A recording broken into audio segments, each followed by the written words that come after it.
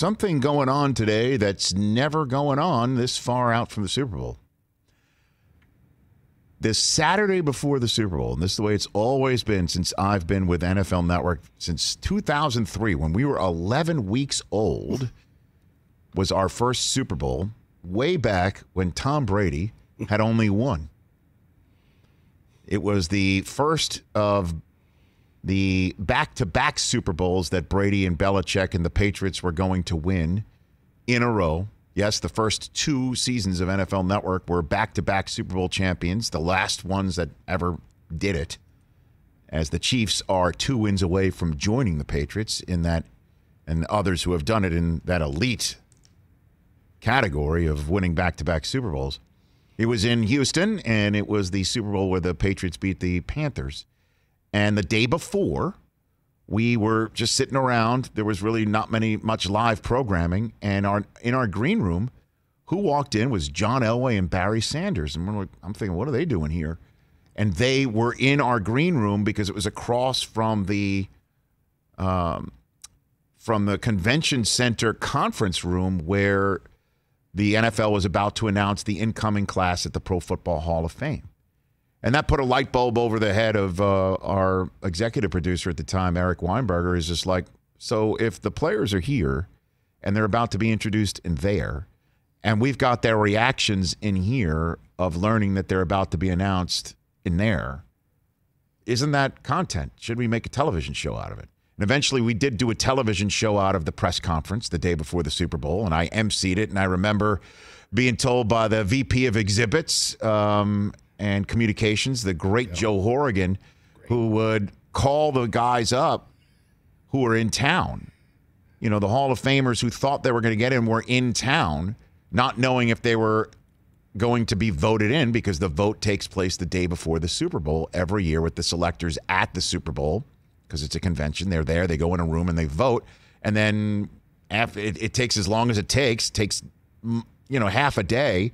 And then they find out through the Hall of Fame, they get the call from the Hall. One year, the year that Warren Moon got in, I remember Warren Moon got in. He was driving around the perimeter of the Super Bowl city, and he was either going to get the call and have to drive into the convention center for the announcement, or he was going to drive to the airport and go home. 2006. Remember that one? Yep. I was in Miami, in South Florida. And so that's the way it's gone. And then they graduated from the press conference to an actual television show that I hosted to folding that into the NFL honors. That's the graduation of turning something that used to just be announced in a press conference at the Hall of Fame into a big to-do. And so, again, the incoming class of the 2021 class of the Pro Football Hall of Fame, and it's going to be a mega weekend because the 2020 class is still waiting for their official enshrinement because COVID postponed it. The 2021 class is going to be announced at NFL Honors the night before the Super Bowl, except the voting's not taking place that day. For the first time since I've been around, it's not same day voting. The vote's going on right now as we speak. I don't know why they've decided to hold it virtually weeks in advance. Literally, the announcement is 2 weeks from Saturday. They're doing it 2.5 weeks in advance. And the way it goes, there's 15 finalists. They vote. That list gets cut down from 15 to 10. They vote. That list gets cut down from 10 to the group that is either voted up and down, yay or nay, to get into the Pro Football Hall of Fame. And I spoke to one of the selectors earlier before the show just to make sure that this is actually happening. And it is.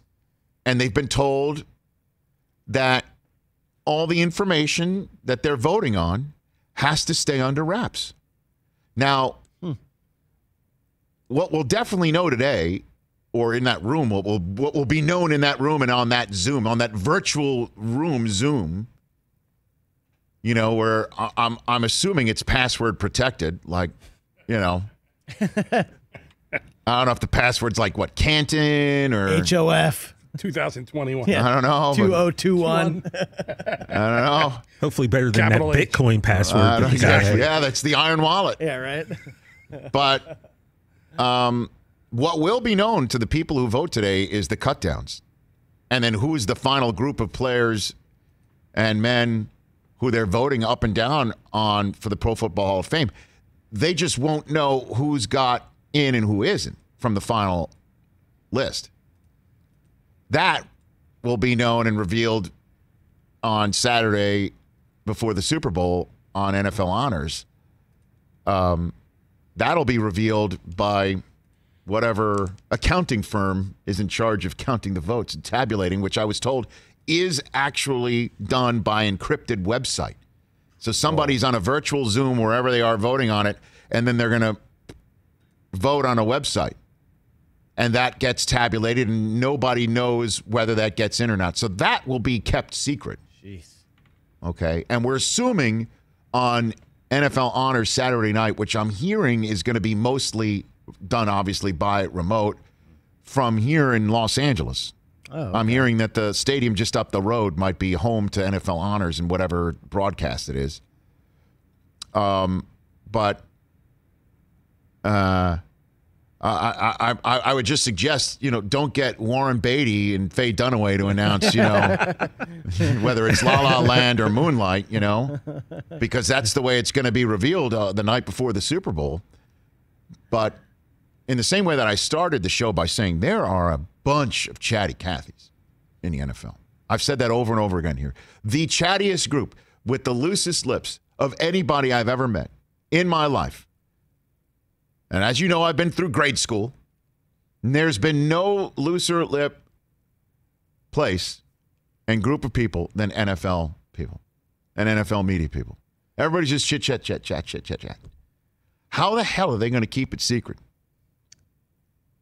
They've been sworn to secrecy. If this does not leak between now and 2 Saturdays from now, I will tip my cap to every single one of these selectors.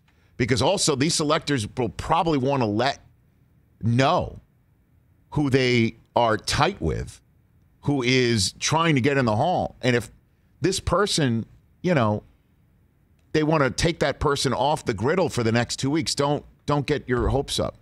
Ugh. Could you imagine? Don't get your hopes up, so-and-so. I know you really want to get in, but I know you didn't make the final cut.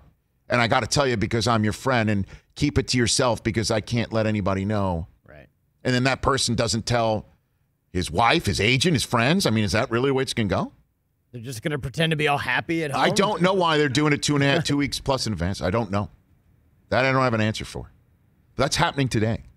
Like the incoming class in Pro Football Hall of Fame in Canton, Ohio, will be known by either a computer or some accountant somewhere tonight. That group will be formed tonight. It just won't be announced for another 2.5 weeks. It's wild. Jeez. Somebody's going to leak it. Hey, you watched all the way to the end. Thanks for that. Watch more right here.